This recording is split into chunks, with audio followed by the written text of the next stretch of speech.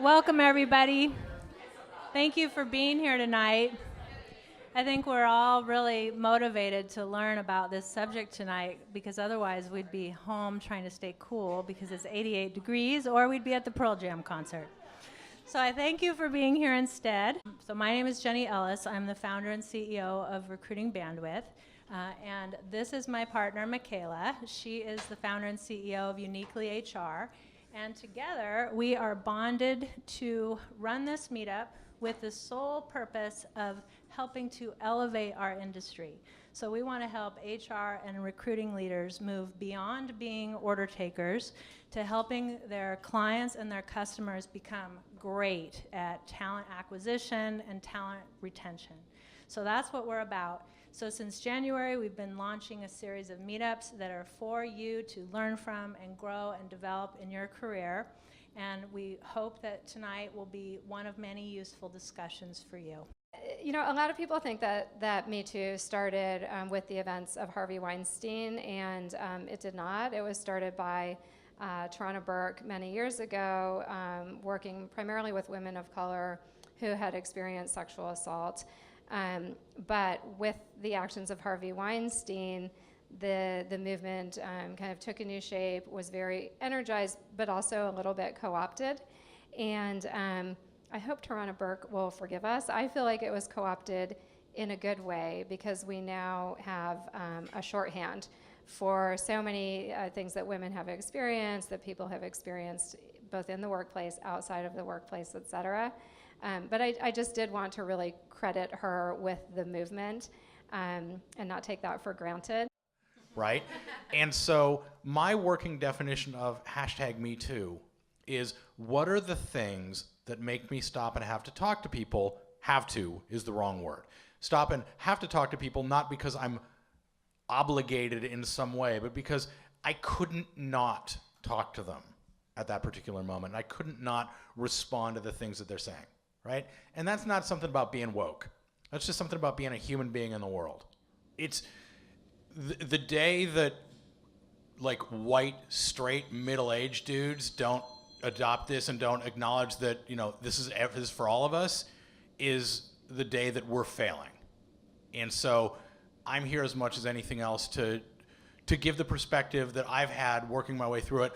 Coming from the entertainment industry, of course, I'm a little bit closer to some of these stories than a lot of people might think. I actually have a Harvey Weinstein story that may well come out during the context of the night, depending on the question. So the first question that I have is this, which is that Me Too, it has evolved, right? Since the news about Harvey Weinstein came out, and there have been so many other instances within entertainment, within workplaces, within some tech companies. I'd love if each of you could just share what is your working definition of Me Too today? And there is no right or wrong answer. This is just like, what does it mean to you? I can start. We actually had a conversation as a company a couple of weeks ago about our culture and our values and what we want the company to be. We just got our Series A, $10 million in the bank. We're about to start hiring like crazy. And we need to be really purposeful about our culture, particularly when we're hiring that quickly, and just be super, super thoughtful about it. And one of the, I'm going to be brutally honest and very transparent here, so you'll have to forgive me for showing a little bit of the muck and mud. One of the comments that was brought up by one of our female engineers was that she felt like it was a bro culture, which for a company founded by a woman was a little bit hard to wrap my head around, because I look at the culture and think, I'm not so sure about that. Like, this is the framing I came back to them with, which was, tell me if this makes sense to you. If you wouldn't do it in front of a customer, to a customer, if you wouldn't say it to a customer, if you wouldn't anything in front of a customer, don't do it here. Because there's a different standard of behavior when you're kind of at home in an office and around people that you're friends with and have relationships with. Your guard comes down, and you know, you goof around, you say silly things, and it's all fun. But at the same time, it's also a professional work environment, and we have to acknowledge that. You know, this is not your house. I do things at home in my own environment and say things with my friends that I would never say at work, because it's not appropriate at work. And so how do you help people understand what that line is around Me Too? And I really struggled with it because I thought, gosh, I see where she's coming from, and yet I don't. And I'm trying to wrap my head around how do I coach people in the right direction and lead people through this? And the customer example was the only thing I could think of where it actually draws a really clear distinction in behavior and helps communicate that in a way where people don't feel like they're either being stifled and they can't have fun, they can't celebrate, they can't joke and laugh, because you can certainly laugh and joke with your customers, but there's a line that you don't cross. And so that line, I think, exists in your office as well, because it is a professional environment. And so that was the hard discussion we've had over the last couple of weeks, is figuring out how do we draw that line in the sand so that it's really easily understandable to everybody, but doesn't offend anybody or alienate anyone. That's about as far as we've got. I would say the Me Too movement in the era of Weinstein, if we pick it up from Toronto Burke and we pick it up there, it was a way of squaring a circle for me, which is to say, when I ask people typically, do you believe misogyny or sexism or racism or whatever exists? Most people will answer in the affirmative, yes. Have you ever met a sexist? No. Never? Never. No one ever says yes to me. Have you ever met a racist? No. But you believe racism exists? Yes. So what that tells me is most people don't recognize it when they see it, or they're turning a blind eye. And so it gave, I think, people the opportunity to see it in its various forms, and for us to begin, if we chose to have a dialogue about how we can see things, be looking at the same thing and see them differently.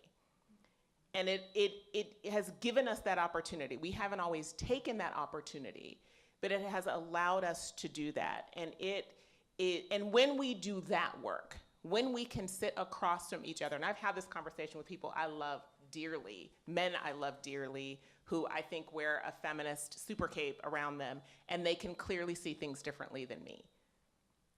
But we have to engage in that dialogue. And so that's what the movement, if anything, I think has allowed us to see, is maybe for women and for men also, is that maybe you're not as alone, because every woman I know has a story. I literally don't know a woman that doesn't have a story, and yet no one's ever met a sexist. Like, do you see how that doesn't work? It actually doesn't work together. And so to call out the absurdity of that statement in a really loud and visible way, sadly on the backs of so many women and men, that is the unfortunate part. But that we could use that to propel ourselves forward in a more authentic conversation has been a useful outcome.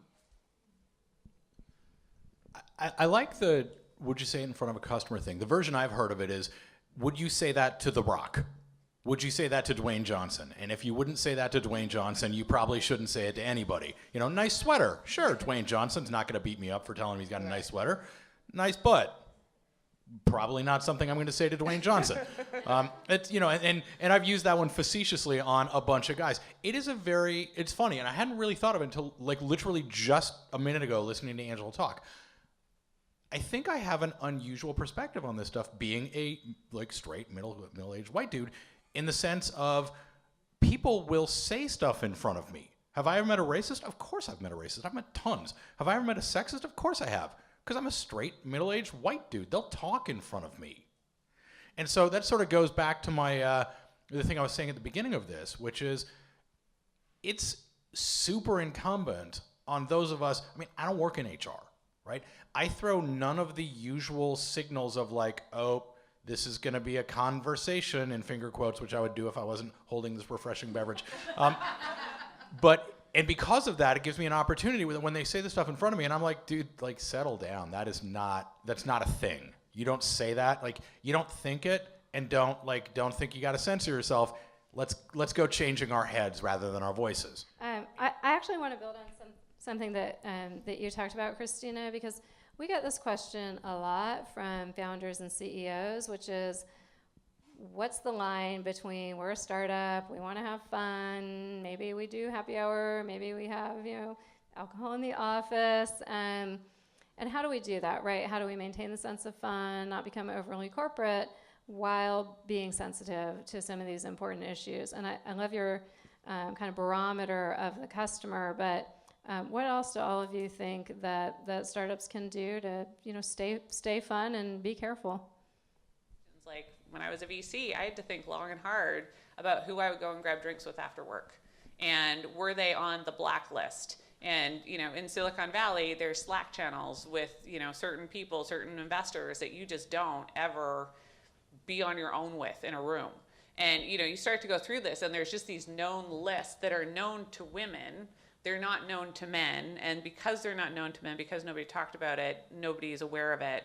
And the thing that the Me Too thing did that leads me to this point around empathy and awareness is that because of that, people are now aware of how pervasive this problem is and how much extra mental effort goes into your day when you're engaging in these simple conversations that are simple conversations for other people, but they're not simple conversations if you're a minority, particularly, a woman or, dual. And so I think empathy is the biggest thing. That's the big takeaway here is everybody's got their stuff. Everybody's got things they have to deal with, personal struggles in their lives or taxes that they pay at work. There's always this extra stuff. And so assuming that things are easy for everybody because they're easy for you is probably one of the biggest net takeaways from it. And so, when you talk about operationalizing it, keeping that empathy for others at the top of people's minds if somebody's having a bad day or struggling with something or getting frustrated or maybe giving you feedback that you think isn't quite fair. That empathy aspect of it, I think, is a good thing to keep anchoring back to that helps people guide through it and not take offense when they get feedback that they think might be unfair. I do have some recent experience in a startup, not in my own context, but watching my wife go through one. And she wasn't my wife at the time. We actually met while she was working at a very small tech startup on the east side, about 12 people. Her COO was a guy that I knew. And bear in mind, this was a guy I knew whose wife had set me up with my now wife at the time. As I tell you the stories, he used to throw computers around the office, go out on the deck and shoot his crossbow into trees. And my personal favorite was the day he took her aside and told her, you can keep your job or your boyfriend, choose one. Now, I'd like you to take a moment and imagine what I do for a living and hearing somebody say that. Exactly. What did she choose? Well, we're married now, so and the company purely coincidentally got sold, and so happy times. But think about that, right? And I think that's something to sort of bear in mind is there are going to be some companies where the culture might not be able to be saved because it's coming from on high, right? Sometimes you have to go root and branch. And let's not talk about those situations too much because I think those are things that are a little bit different than what can we do in our environments to be able to actually affect change. And I think there is change that we can affect. And I think one of the things that we can do to actually affect change is to sort of step back, and when you have that kind of CEO or executive level toxicity, right? I'd like to hope that we in the room are either institutionally or even just personally empowered to go make that comment, right? But I think the first thing that we can do, even in our environment, even if you're not on top, even if you're midway up the ranks, wherever you might happen to be, is create an environment around you that allows people to speak to you. Right? And then from there, that allows stuff that can be built upon. It's not rocket science, I don't think, but it's something that doesn't get said often enough, and so this is a good opportunity for me to say it, and so I'll say it. Guys, and the first thing I want to say that I didn't say in the beginning is that the majority of sponsors or advocates that I have had throughout my career have been men. And even still today, there are many men in this community who have been wonderful advocates for us, and I want to acknowledge that. And for me, when we're talking about men with regard to Me Too and some of the stories that we're sharing, the question that I have is, what can men do to be great allies and advocates?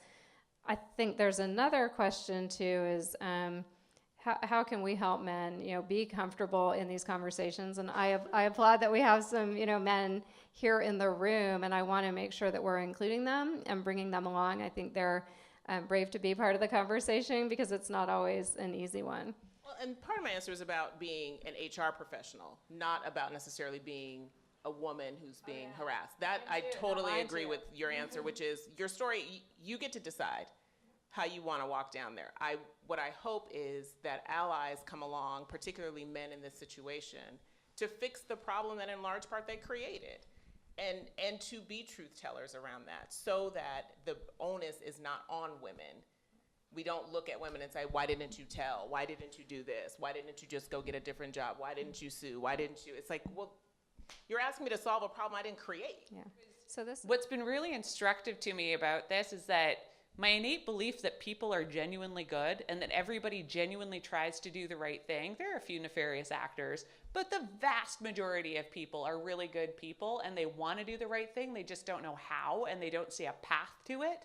If you show up with an answer and say, here's a path to doing the right thing, here's a path to providing the right protections, here's how we can do it in a really fair, really transparent, really egalitarian way that leads to the right behavior change. But there's a real stick there because nobody wants to be embarrassed by being removed from a board at their firm for bad behavior.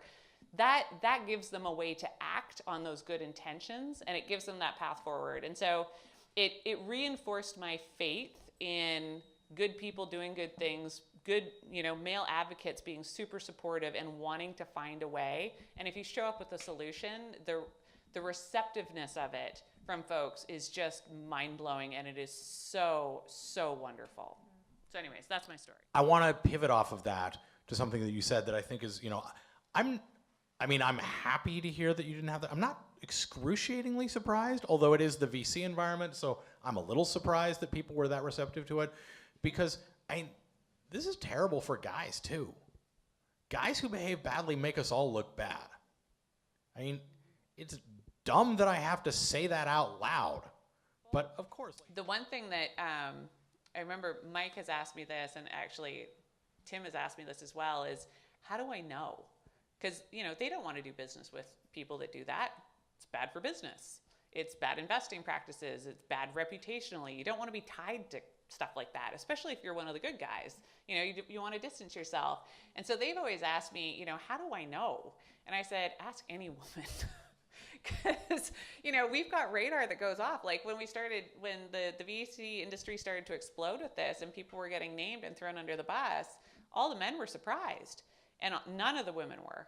And it's because men are never on the receiving end of that. And so your radar isn't sensitized to that sort of behavior. You don't pick up on it. You don't pick up on the eye contact. You don't pick up on the slight word changes, tone changes, context changes. Every single woman does. Like from the time you hit puberty to the time you die, you are tuned to assessing people walking past you on the street. Are they a threat? Are they not? I could have told you the person who behaved badly towards me was a person who would behave badly to me. I just didn't think he would do it in the context he did. And so it's one of those things where if you just ask the women who've been around them, they'll tell you in a hot second. And if you find people who are, going to tell you, and you'll know who they are because they'll tell you. But all you really have to do is just ask, like, is that person somebody I should do business with? Yes or no? Have your spidey senses ever gone off around them or not felt entirely comfortable? That's a great question for male advocates to ask if you're in that kind of a situation, because women will know. They all know, and more pointedly, in communities that are that small, they not only talk, they have Slack channels. Works. You guys heard me tell the story about my wife's old boss. The company got sold. Afterwards, my wife was the only one they kept around for more than 3 months on the retention. They had retention bonuses for everybody that they had to keep around for a year. They paid them out early and got rid of everybody except for her. She stayed around, and one of the things that one of the people told her was, we realized about halfway through the acquisition, no one was going to buy you because of that guy. No one was going to buy you if they thought they had to keep that guy around, and you wouldn't know you didn't have to keep him around until too late. And so people were going to walk away, and we realized we could lowball our offer. So if nothing else works, you can hit this financially with the idea of not just that kind of stuff creates a bad culture and all of that stuff, but very much going to think of it like a CEO. This is going to cost you money at acquisition time having people like this inside the company. if nothing else works for a real dumb person, money usually talks.